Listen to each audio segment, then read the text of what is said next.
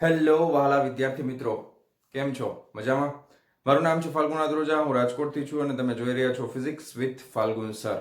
Last લેક્ચરની અંદર આપણે જોયું હતું ગોસનો નિયમ અને અત્યારે આપણે વિદ્યુત ભારો અને ક્ષેત્રો ચેપ્ટર નંબર 1 એના બધી થિયરીઓ આપણે જોઈ રહ્યા છીએ અને સાથે સાથે જે ઉદાહરણના દાખલા છે એ પણ આપણે જોતા જઈએ છીએ. બરાબર? હવે આપણે જોવાના છીએ ઉદાહરણ નંબર 1.11. ક્લિયર છે? ચાલો શરૂ કરીએ વિધાઉટ વેસ્ટિંગ અ ટાઈમ. આકૃતિમાં વિદ્યુત ક્ષેત્રના ઘટકો Ex બરાબર alpha x raise to 1/2, Ey બરાબર Ez બરાબર 0 છે. હવે એક વસ્તુ તમે જુઓ અહીંયા કે અહીંયા આગળ વિદ્યુત ક્ષેત્ર જે છે બરાબર છે એ અંતરનું વિધેય છે. કોનું વિધેય છે? અંતરનું વિધેય છે. એટલે અંતર x બદલાશે તો વિદ્યુત ક્ષેત્ર E જે છે એ બદલાઈ જશે. અહીંયા આગળ વિદ્યુત ક્ષેત્ર અચળ નથી, વિદ્યુત ક્ષેત્ર બદલાય છે. બરાબર? અને y દિશામાં અને z દિશામાં કેટલું છે? 0. જ્યાં આલ્ફા બરાબર 800 ન્યૂટન પ્રતિ કુલમ મીટર રેઝ ટુ 1/2 છે. બરાબર? 1/2 ઘાત છે. હવે પેલું ઘનમાંથી ફ્લક્સ અને બીજું ઘનની અંદરના વિદ્યુતભારની ગણતરી કરો. A બરાબર 0.1 મીટર લો. બરાબર? આ આપણને આપેલું છે. આકૃતિ તમને આપેલી છે. હવે એક વસ્તુ ટેક્સ્ટ બુક ની અંદર જે આકૃતિ આપેલી છે એમાં આપણને આ ડિસ્ટન્સ આપેલું નથી, પણ એમાં ડાયરેક્ટ લઈ લીધું છે કે x બરાબર a લઈ લ્યો. x બરાબર કેટલું લઈ લ્યો? a મીટર છે એ લઈ લેવાનું છે. એટલે અહીંયા આગળનું વિદ્યુત ક્ષેત્ર ગણતરી કરવી હોય ત્યારે આપણે અંતર x કેટલું લેવું પડશે? x બરાબર a આપણે લેવું પડશે. કઈ જગ્યાએ? આ ઘનની ડાબી તરફની સપાટી માટે. બરાબર? જમણી તરફની સપાટી માટે ગણતરી કરતા હશું ત્યારે x આપણે કેટલા લેશું? તો કે જો અહીંયાથી કેટલું અંતર છે તો કે આ એ કેટલું થઈ જશે? 2a થઈ જશે. ક્લિયર છે? હવે બીજી વસ્તુઓ, વિદ્યુત ક્ષેત્ર માત્ર x દિશામાં છે. y દિશાના અને z દિશાના ઘટકો કેવા છે? 0 છે. તો આ જે સમઘન તમને દેખાઈ રહ્યું છે, આ સમઘનની ટોટલ સપાટીઓ કેટલી છે? ટોટલ સપાટી કેટલી હોય? 4 ને 2 6 સપાટી હોય. હવે એ 6 સપાટીમાંથી માત્ર 2 જ સપાટીઓ એવી છે કે જ્યાં આપણને ફ્લક્સ મળશે, કારણ કે બાકી બધી જગ્યાએ ક્ષેત્રફળનો સદિશ અને વિદ્યુત ક્ષેત્ર હંમેશા એકબીજાને લંબ થશે. અને જો એ એકબીજાને લંબ થાય તો ફ્લક્સ ફાઈ બરાબર E ડોટ s એટલે કે Es cos થીટા પ્રમાણે cos 90 બરાબર શું થઈ જશે? 0. તો તમે જોઈ શકો છો કે ડાબી તરફની આ સપાટી બરાબર છે, ડાબી તરફની આ સપાટી અને જમણી તરફની આ સપાટી, આ બે સિવાયની બધી જ સપાટીઓ માટે ક્ષેત્રફળનો સદિશ અને વિદ્યુત ક્ષેત્ર બંને એકબીજાને લંબ થશે અને એટલા માટે આ બધી જ જગ્યાઓએ ફ્લક્સ કેવું થઈ જશે? 0. તો આપણે ગણતરી કરવાની છે માત્ર ડાબી બાજુની અને જમણી બાજુની. હવે ડાબી બાજુનો એકમ સદિશ આપણને આપ્યો છે NL, L for left, left એટલે ડાબું. ઓકે? અને જમણી બાજુનો NR, R for right, right એટલે જમણું. ઓકે? Okay, clear? ચાલો, તો હવે ડાબી બાજુના ફ્લક્સની ગણતરી કરવા માટે ડાબી બાજુનું વિદ્યુત ક્ષેત્ર પહેલા આપણે જોવું પડશે. તો આપણે લખી નાખીએ છીએ EL. શું લખું છું? ડાબી તરફનું છે એટલે EL લખી નાખું છું. EL બરાબર આલ્ફા. x એટલે મારે શું લેવાનું છે બાળકો? આ અંતર કેટલું છે? a. તો આ થઈ જશે a રેઝ ટુ 1/2 અને આ ડાબી તરફ છે એટલે એકમ સદિશ કયો આવશે? n cap l. ઓકે? હવે એવી જ રીતના જમણી તરફની સપાટી માટેનું જોતું હોય તો ER, એના માટે આલ્ફા. હવે આ અંતર rx ની જગ્યાએ કેટલું આવશે? a plus a. એટલે આ થઈ જશે 2a રેઝ ટુ 1/2. આ n કેપ r. બરાબર છે આટલું? ક્લિયર છે? કાઈ પ્રોબ્લેમ? કાઈ ડાઉટ નથી ને? ઓકે? હવે એક બીજી વસ્તુ નોટિસ કરો કે અહીંયા આગળ તમને વિદ્યુત ક્ષેત્ર મળી જાય છે. ઓકે? હવે આપણે ગણતરી કરવાની છે ફ્લક્સની. તો ફ્લક્સની ગણતરી કરવા માટે આપણે આ ડાબી તરફની સપાટી અને જમણી તરફની સપાટી બે જ સપાટી માટે ફ્લક્સ આપણને મળશે. તો આપણે લખીએ છીએ flux of left hand side, ડાબી તરફનું ફ્લક્સ. તો ફ્લક્સનું સમીકરણ શું છે? E ડોટ s એટલે કે ક્ષેત્રફળ. તો ડાબી તરફ માટે આપણે લખશું E left dot delta s. Okay? હવે એક વસ્તુ તમે નોટિસ કરો બાળકો કે વિદ્યુત ક્ષેત્ર છે એ આ તરફ જઈ રહ્યું છે. E જે છે એ કઈ તરફ જાય છે? જમણી તરફ. અને ડાબી બાજુની સપાટીનો ક્ષેત્રફળનો સદિશ આ તરફ છે. આ ડોટ પ્રોડક્ટ છે. તો અહીંયા આગળ તમારે એ જોવાનું છે ખૂણો કેટલાનો થશે? તો કે ખૂણો થશે 180 ડિગ્રીનો, 0 નહીં થાય. કારણ કે બે એકબીજાની વિરુદ્ધ દિશામાં છે, બરાબર ને? ક્ષેત્રફળનો સદિશ આમ અને વિદ્યુત ક્ષેત્ર આમ, બે એકબીજાની વિરુદ્ધ દિશામાં છે, તો થીટા કેટલો થઈ જશે?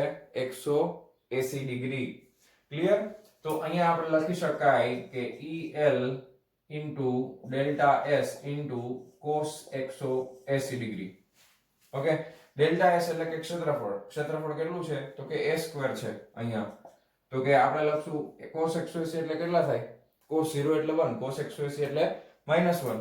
તો માઈનસ EL ઇન્ટુ ક્ષેત્રફળ કેટલું થઈ જશે? a ઇન્ટુ a એનો સ્ક્વેર એટલે આ થઈ જશે a સ્ક્વેર.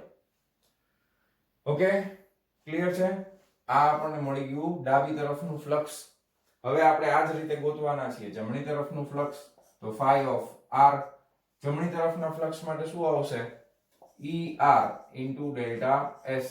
હવે જમણી તરફ માટે વિચાર કરો બાળકો, વિદ્યુત ક્ષેત્રફળનો સદિશ પણ જમણી તરફ છે આ સપાટી માટે, બરાબર? અને વિદ્યુત ક્ષેત્ર એ જ દિશામાં છે, તો ખૂણો કેટલાનો બનશે?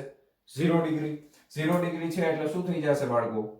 cos 0 બરાબર 1 થઈ જશે. એટલે હું એટલું બધું ડિટેલમાં લખતો નથી, તો આ સીધું લખી નાખું છું ER ઇન્ટુ, હવે ક્ષેત્રફળ તો a ઇન્ટુ a જ રહેવાનું છે, તો આ થઈ જશે a સ્ક્વેર. ઓકે, હવે મારે જોઈએ છે કુલ ફ્લક્સ, તો phi નેટ લખી નાખું, નેટ એટલે કુલ, બરાબર છે? આ બે ફ્લક્સ નો સરવાળો કરવો પડશે, બરાબર? તો સરવાળો કરીએ એટલે શું આવશે? તો કે ER ઇન્ટુ a સ્ક્વેર, આ માઈનસ છે એટલે પછી લખીએ આપણે, આને પહેલા લખી નાખીએ into a square. Ready? Okay, બસ હવે આપણે આની વેલ્યુ પુટ કરવાની છે. ઓકે, ER ની વેલ્યુ કેટલી છે? તો કે alpha. Okay, into 2a raise to 1/2, 2a raise to 1/2. Okay, alpha into 2a raise to 1/2. Okay, into a square minus EL એટલે કેટલા થશે? તો કે alpha into a raise to 1/2 into a square. બરાબર છે? ઓકે, કાંઈ પ્રોબ્લેમ નથી ને? હવે આમાં જે કોમન નીકળે છે ને કોમન કાઢી લઈએ. આલ્ફા કોમન નીકળશે, a સ્ક્વેર કોમન નીકળશે, બ્રેકેટમાં શું વધશે? 2a બરાબર raise to 1/2 minus a raise to 1/2. Clear છે બાળકો? બસ હવે આપણે કઈ કરવાનું નથી, આની વેલ્યુ ખાલી તમારે મૂકવાની છે એટલે તમને જવાબ મળી જશે. આલ્ફાની કિંમત આપણને આપી છે 800. ઓકે, ઇન્ટુ a એટલે તમને ખબર છે a કેટલા છે બાળકો? a ની કિંમત એ આપી છે જો 0.1 મીટર, તો આ 0.1 નો સ્ક્વેર થઈ જશે. અહીંયા અંદરની તરફ શું આવશે? 2 ઇન્ટુ 0.1. ઓકે, 2a છે એની 1/2 ઘાત માઇનસ a એટલે 0.1 એની 1/2 ઘાત. ઓકે છે? હવે આ કેલ્ક્યુલેશન છે એ તમારે લોકોએ કરવાનું છે સિમ્પલ કેલ્ક્યુલેટર ની અંદર, અને એનું કેલ્ક્યુલેશન આપણે કરશું, બરાબર છે? એનું સિમ્પલ કેલ્ક્યુલેશન આપણે કરશું એટલે એનો જવાબ તમને મળશે 1.05, નિયર અબાઉટ 1.05. અને આ ફ્લક્સ છે તો ફ્લક્સ બરાબર E ઇન્ટુ A થાય. વિદ્યુત ક્ષેત્રનો એકમ ન્યૂટન પ્રતિ કુલમ, એરિયાનો એકમ મીટર સ્ક્વેર. એકમ લખવાનું ભૂલાય નહીં, નકર અડધો માર્ક કપાઈ જશે બોર્ડની એક્ઝામમાં. ક્લિયર? તો આ વસ્તુ ખાસ ધ્યાનમાં રાખવાની છે. ચલો, તો આપણને પહેલી વસ્તુ મળી ગઈ છે, ફ્લક્સ મળી ગયું છે. હવે બીજું આપણને કીધું છે કે ઘનની અંદરના વિદ્યુત ભારની ગણતરી કરો, બરાબર? હવે આ જે સમઘન આપ્યું છે એની અંદરનો વિદ્યુત ભાર કેટલો છે? તો હવે આપણને ફ્લક્સનું બીજું સમીકરણ એ ખબર છે કે phi બરાબર શું થાય? q in divided by epsilon 0, q in ભાગ્યા epsilon 0 અથવા q ભાગ્યા epsilon 0. મેં ઇન એટલા માટે કીધું છે કે તમને યાદ રહે અંદરના વિદ્યુત ભારની વાત કરવાની છે, બરાબર? તો આપણે અત્યારે q રાખીએ, ચલો વાંધો નહીં. તો q કેટલું મળશે આપણને? તો કે epsilon 0 into 5. હવે epsilon 0 તમને ખબર છે 8.85 ગુણ્યા 10 ની માઈનસ 12 ઘાત, અને ફ્લક્સ આપણને હમણાં મળી ગયું છે 1.05. તો આ બેનો ગુણાકાર કરી અને આપણને વિદ્યુત ભાર જે મળશે એ મળશે 9.27 into 10⁻12 કુલમ્બ. ક્લિયર? ઓકે, કાઈ ડાઉટ નથી ને? જો હોય તો કોમેન્ટ્સમાં લખીને મોકલી દેજો. ક્લિયર છે? તો આ ફર્સ્ટ એક્ઝામ્પલ ઉદાહરણ નંબર આજના લેક્ચરનો 1.11 વિડિયો પોઝ કરીને વ્યવસ્થિત રીતે લખી અને કેલ્ક્યુલેટ કરજો ખાસ કેલ્ક્યુલેટરમાં. અને હવે આપણે જોવાના છીએ આના પછીનો નેક્સ્ટ MCQ. ચાલો બાળકો, નેક્સ્ટ છે ઉદાહરણ નંબર 1.12. બરાબર, રકમ ખૂબ લાંબી છે પણ દાખલો એકદમ ઈઝી છે. બરાબર, બિલકુલ ટેન્શન લેવાની જરૂર નથી. એક વિદ્યુત ક્ષેત્ર ધન x માટે ધન x દિશામાં અને સમાન છે, તેમજ ઋણ x માટે તેટલા જ મૂલ્યનું સમાન અને ઋણ x દિશામાં છે. x ગ્રેટર ધેન 0 માટે, એટલે x ની વેલ્યુ 0 કરતા મોટી છે ત્યારે વિદ્યુત ક્ષેત્ર 200 I કેપ ન્યૂટન પ્રતિ કુલમ છે, અને x લેસ ધેન 0 માટે E બરાબર -200 I કેપ ન્યૂટન પ્રતિ કુલમ છે. આ તરફ બરાબર, બે બાજુ સરખું છે.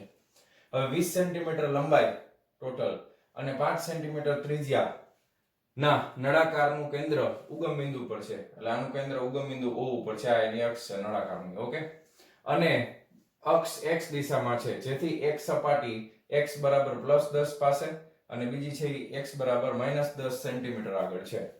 હવે આ બધી વસ્તુનો જવાબ આપણે આપવાના છે કે દરેક સપાટ બાજુમાંથી બહાર આવતું કુલ ફ્લક્સ કેટલું થશે. ઓકે, હવે ચાલો બધાને આપણે વન બાય વન જવાબ આપતા જઈએ, એક પછી એક જ વિચારીએ, પછી લાંબુ આપણે કઈ વિચારવાની જરૂર નથી.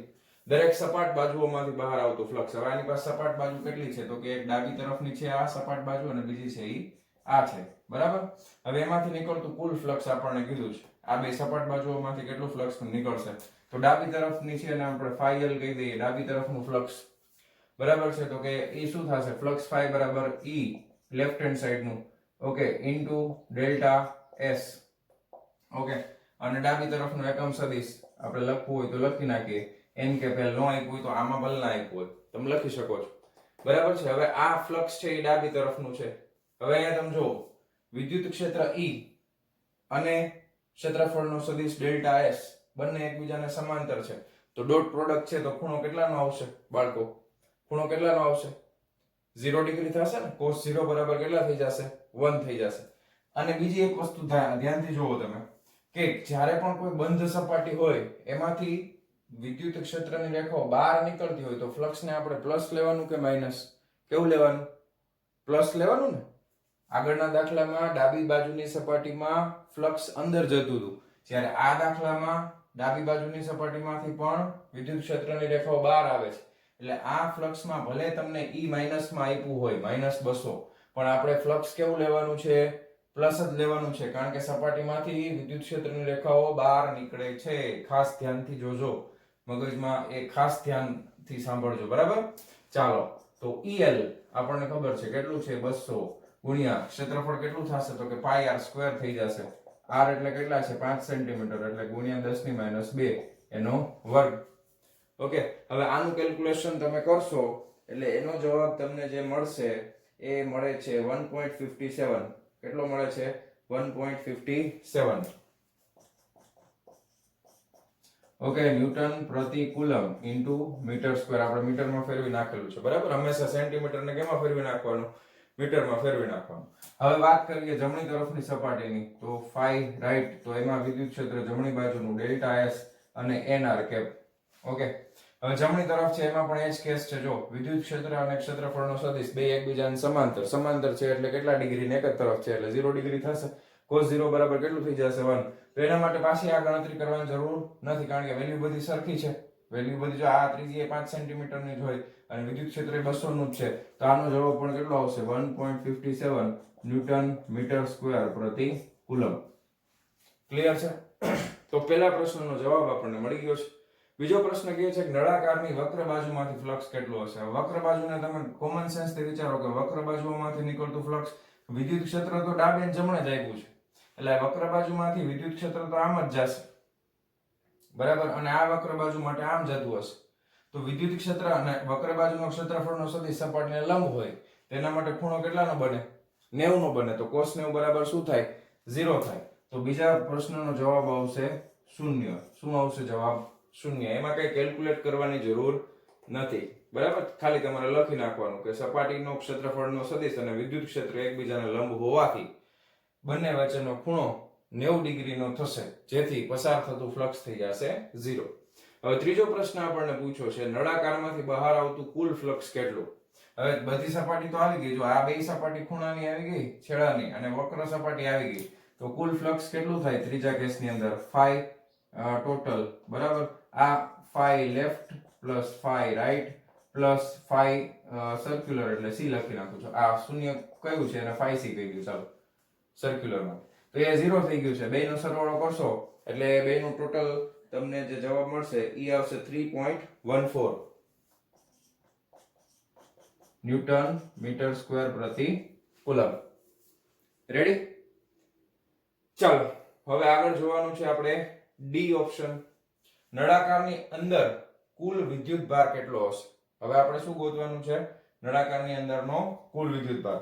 વિદ્યુત ભાર માટે આપણે હમણાં જોયેલું છે કે ટોટલ જે ફ્લક્સ હોય એના બરાબર હું શું લખી શકું? q in divided by epsilon 0. પણ આપણે q in ની બદલે ખાલી q રાખીએ. બરાબર? આપણને ખબર હોવી જોઈએ ઇન લખશો તો ક્યાંય ખોટું પડવાનું નથી. ઇન એટલે અંદરનો.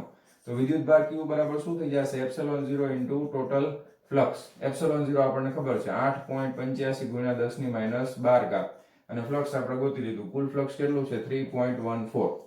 ઓકે, અને આનો ગુણાકાર તમે કરશો એટલે જવાબ મળશે 2.78 into 10⁻11 થઈ જશે કુલમ. બરાબર ને? કુલ વિદ્યુત ભાર આટલા કુલમ આપણને મળશે. તો રકમ ખૂબ લાંબી છે, કેલ્ક્યુલેશન ખૂબ જ ટૂંકું છે અને એકદમ ઈઝી એક્ઝામ્પલ છે. બરાબર છે? તો વ્યવસ્થિત રીતે તમે નોટ ડાઉન કરી લેજો. તો આજના લેક્ચરમાં આપણે આ બે એક્ઝામ્પલ સુધી જ રાખીએ છીએ, કમ્પ્લીટ કરીએ છીએ, કારણ કે નેક્સ્ટ થિયરી છે એ હવે આપણે આના પછીના નેક્સ્ટ લેક્ચરમાં જોવાના છીએ. તો વિડીયો પોઝ કરીને આ લખી લેજો અને મળીએ છીએ નેક્સ્ટ લેક્ચરમાં.